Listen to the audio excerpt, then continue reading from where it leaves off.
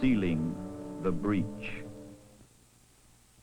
I ask that the Congress declare that since the unprovoked and dastardly attack by Japan on Sunday, December 7th, 1941, a state of war has existed. President Roosevelt speaks, and the Armed Forces act. Naval Secretaries Knox and Forrestal put into effect war plans previously prepared in the event of national disaster. One of the Navy's primary duties is the enormously complex task of funneling the means of survival to our forces and allies overseas. Shipping must be found and assembled, convoys organized, and cargoes assigned. But first, orders, directives, requisitions, and more orders.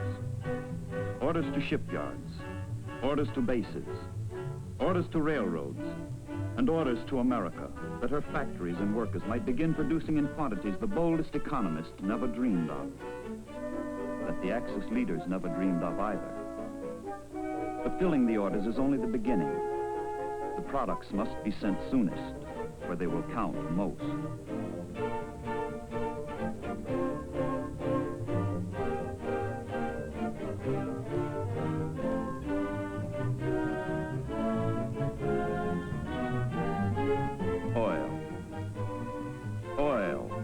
Black blood of the machine age is democracy's greatest material asset. Without it, she is defenseless. Without it, defeat is certain. From a port in the Gulf of Mexico, a tanker sets out on her long voyage to England. But first, she heads for New York, traveling along well-defined coastal convoy routes made necessary by daring German submarines now operating off the very shores of the United States. From time to time, more ships are fed into the convoys it passes key ports. Life on the tanker has none of the glamour of the grander ships. But unless the merchant sailors get their cargo across the ocean, the battleships will be useless. The carriers might as well be scuttled. She's a dowdy old girl, the tanker, but she's the queen of the convoys. Coastal convoys are organized into an interlocking system that operates like a railroad network. Ships are shuttled back and forth under maximum protection of local escort vessels and air cover from strategically located land bases. Navy PBYs roam the air in predetermined patterns in the convoy areas, ready to warn the ships or attack the U-boats. But the wary subs are seldom sighted. Far more often, what the PBYs spot is the work of the unseen enemy.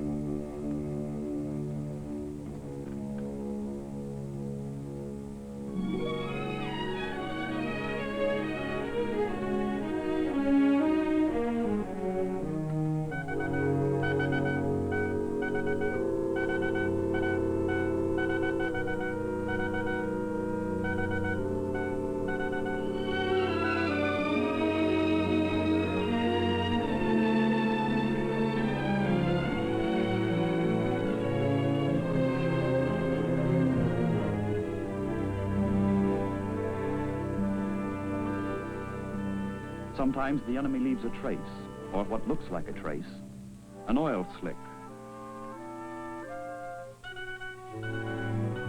The warning goes out at once, and a smoke bomb marks the spot.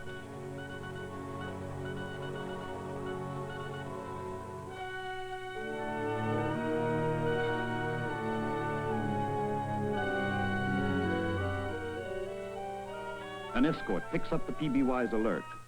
General quarters sound. Search for the enemy is on.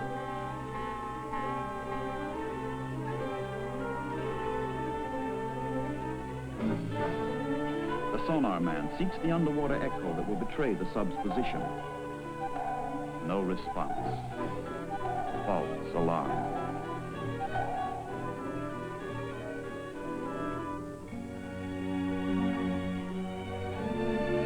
All along the coast, cities keep their peacetime lights glowing until they learn how this benefits the enemy. The lights are beacons for the lurking U-boats. Offshore, enemy eyes are patiently peeled, waiting for a silhouette, a target.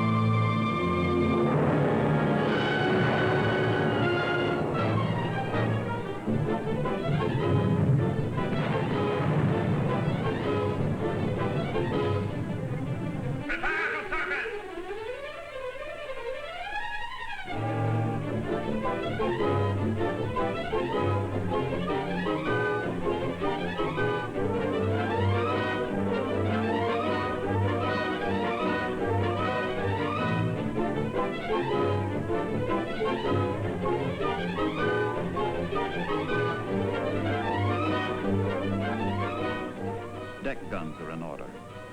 So bold have the Germans become, they dare to fight openly on the surface, a few miles off Main Street, USA.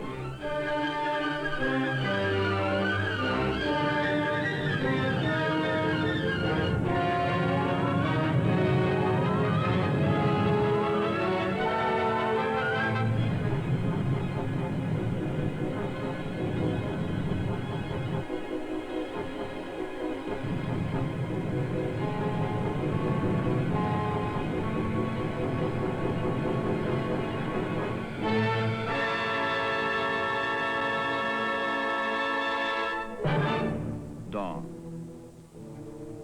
The survivors have gone. The killers have fled.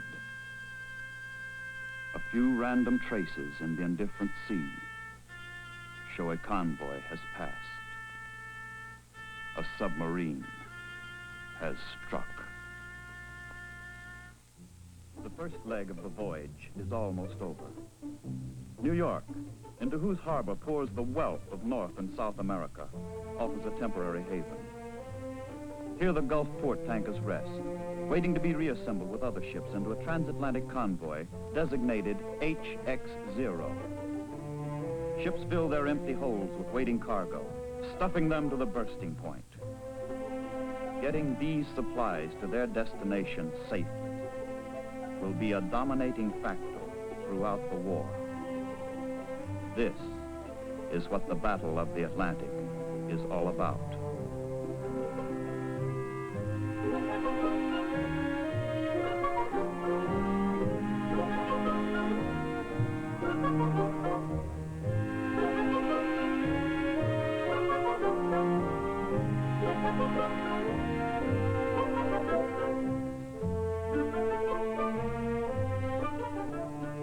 The operation of a convoy requires organization, seamanship, and a knowledge of the enemy. Merchant captains and escort commanders get last-minute instructions from the convoy commodore and intelligence officers. Some of these men will not live through the ordeal ahead. For all of them, it's only a step or two from the conference table into battle. A battle that will begin as soon as their ships put to sea.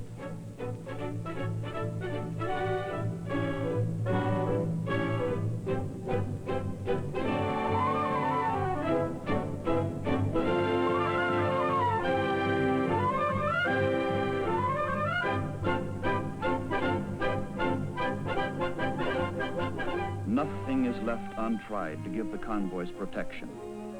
From their Lakehurst, New Jersey base, the Navy's lighter-than-air ships cover the convoys it puts to sea. The stately blimps lolling overhead are a comfort and a reassurance to the sailors below as they head into the unknown.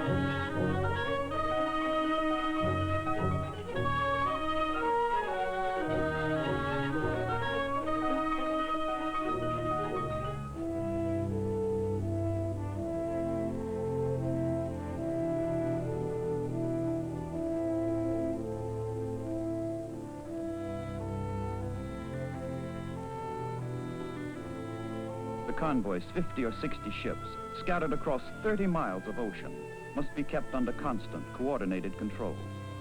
The course zigzags to baffle submarines, and precise navigation keeps all ships moving in unison, according to a prearranged timetable and pattern.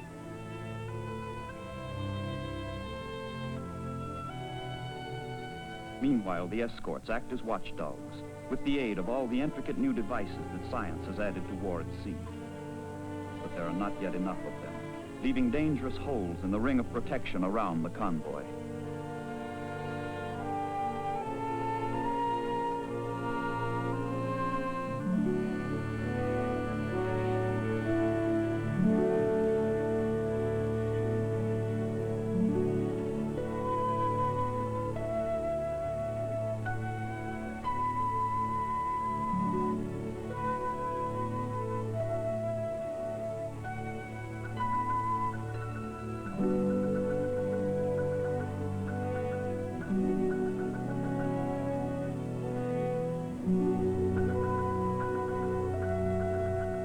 Each captain is responsible for maintaining his ship's proper speed and position.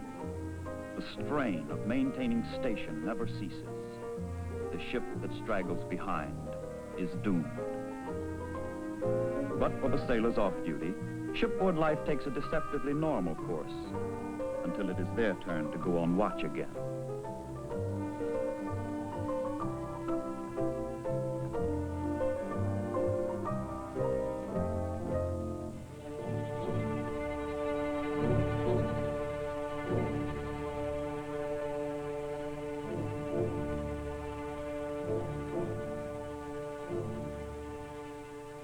Convoy HX0 is still a long way from England. As it heads into the perilous open spaces of the North Atlantic, the Royal Canadian Air Force furnishes coverage from bases in Newfoundland. Submarines can neither surface nor attack as long as aircraft are overhead. But there are still vast stretches of the ocean over which no air umbrella can be spread. In this fatal gap, the convoys are almost helpless. The U-boat, almost invincible. Fog, the ancient curse of mariners, intensifies all hazards of a hostile sea. The convoy must slow down, a dangerous, desperate measure. Reduced speed favors the enemy, but collision would be disastrous.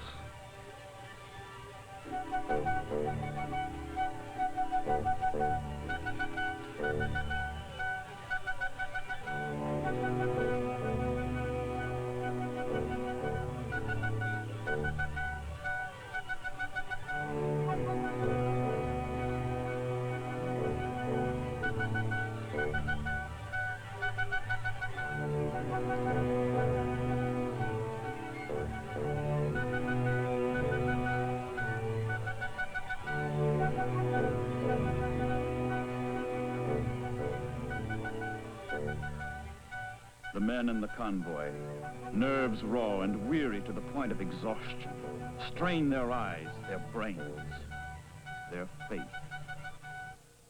but to no avail.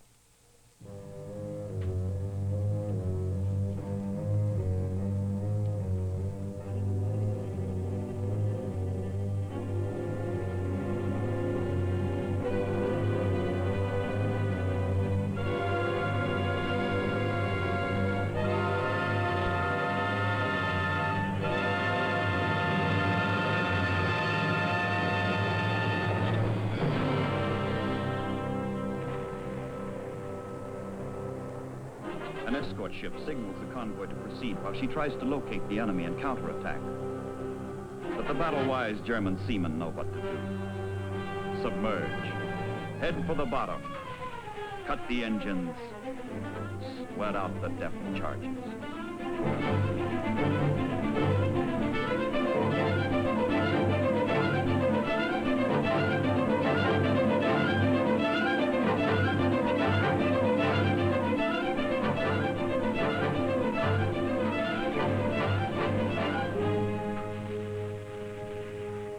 Tactics work. The escort loses contact and gives up. The German is safe.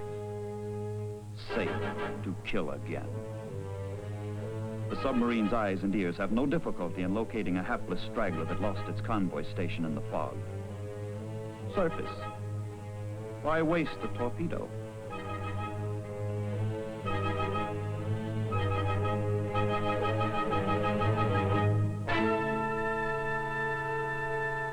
The ship's armed guard has pathetically little with which to resist. But they fight back with all they have, ship to sub, gun to gun.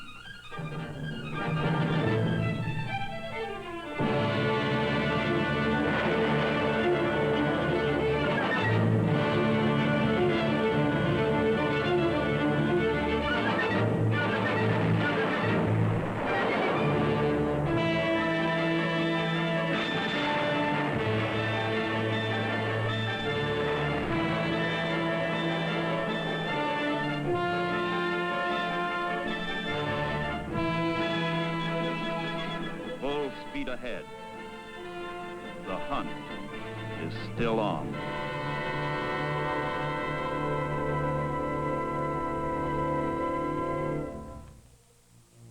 The wounded convoy shuffles along its agonizing course. Tired lookouts and signalmen help pull the convoy together. And as the ships head into more northerly latitudes, the weather will become worse, rendering detection gear less effective as the sea takes over.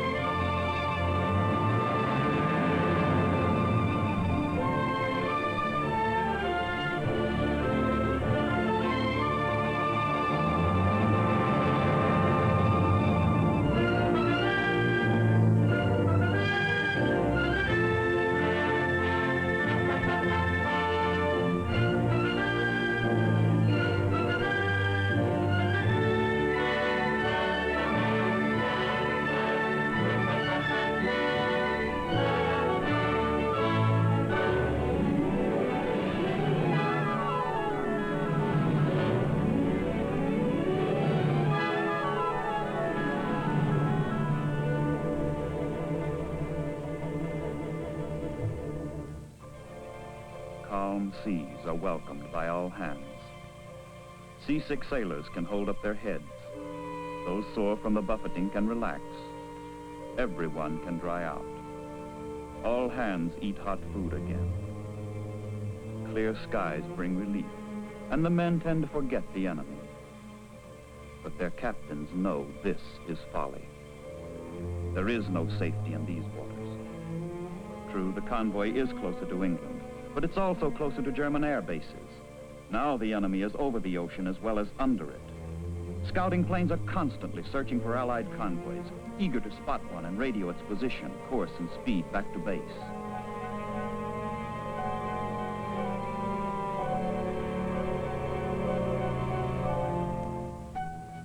Instantaneously, efficiently, the message is decoded at U-boat headquarters on the French coast, where the convoy's position is plotted. Admiral Dönitz, master of the Nazi submarines, devises plans for a major attack by U-boats in the area. He reckons their positions in relation to the convoy and organizes them into a wolf pack. In a matter of minutes, the submarines have top-secret orders to rendezvous and proceed to a designated spot in the path of the convoy.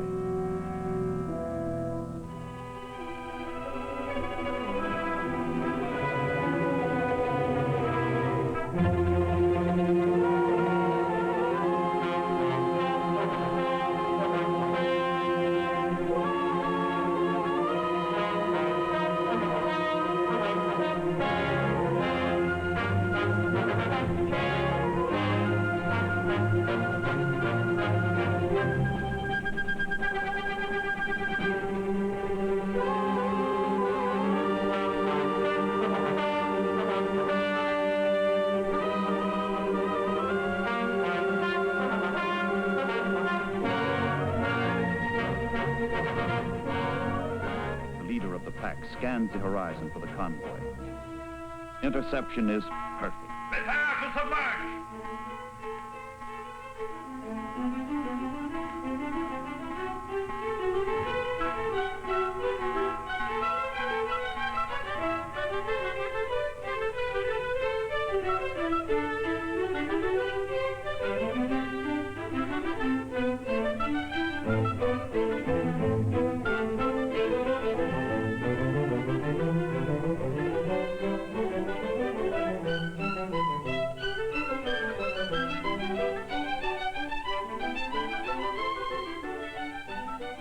Wolfpack is deployed around the convoy, giving each skipper his own share of the spoils.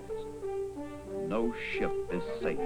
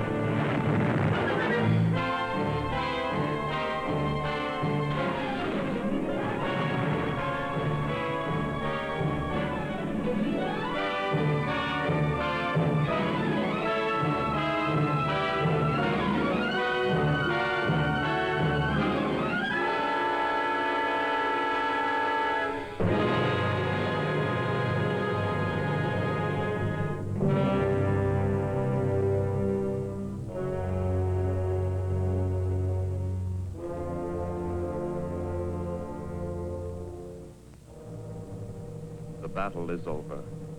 The ships are sunk. The men are dead. Surviving ships have not much further to go. The long voyage is almost over. England, grim England, to these sailors means victory.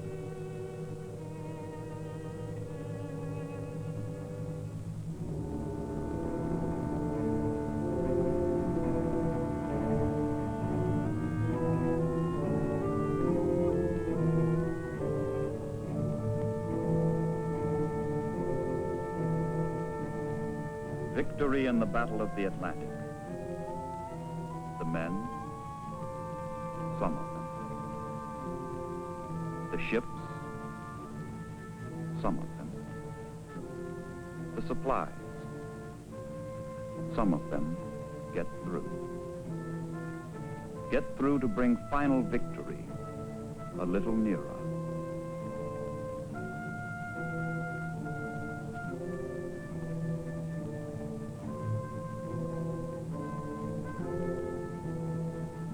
But who can measure the cost?